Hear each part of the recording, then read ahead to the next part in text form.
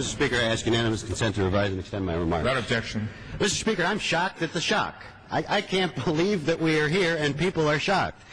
Every person, or I don't want to offend anybody, but almost every person on the other side of the aisle voted for the stimulus bill that had the provision in that protected, authorized, and allowed these bonuses, and today they're shocked. When Adam and Eve were expelled from the Garden of Eden, they were then pictured with fig leaves. The bill that they want to bring today isn't a fig leaf, it's a fig tree.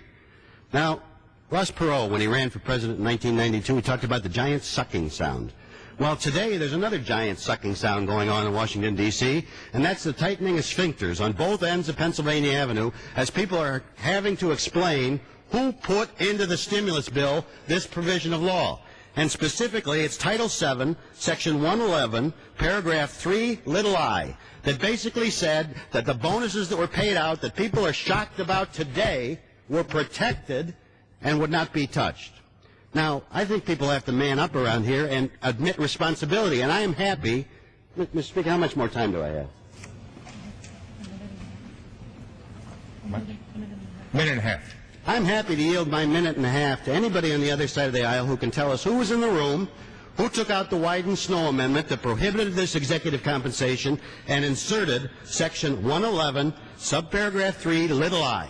Anybody. Who did it? Was it some staffer? We see a senator on the other side of the Capitol blaming it on the Treasury Secretary. We see the Treasury Secretary blaming the Senate. And last time I checked, the Secretary of the Treasury doesn't have legislative authority. He didn't write it. Who wrote it? What I do know is that we told you. How can you give us 90 minutes to read a piece of legislation that's over 1,000 pages long? He said, who needs to read the legislation? Well, apparently, today, when the chickens have come home to roost, and we've read the legislation, and the Democratic majority and the Democratic administration authorized AIG employees, 73 of them, to get over $1 million, today they're embarrassed. And their response? It's a typical Democratic response. Let's tax people.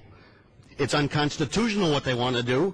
It's wrong what they want to do. And if we let the majority of this House that does not believe in transparency, that made us vote on a bill after giving us 90 minutes to read it, that is now embarrassed by the firestorm that's been created and the finger-pointing that they're now engaging in, we shouldn't be here. Yield back. I'm going to yield back his time.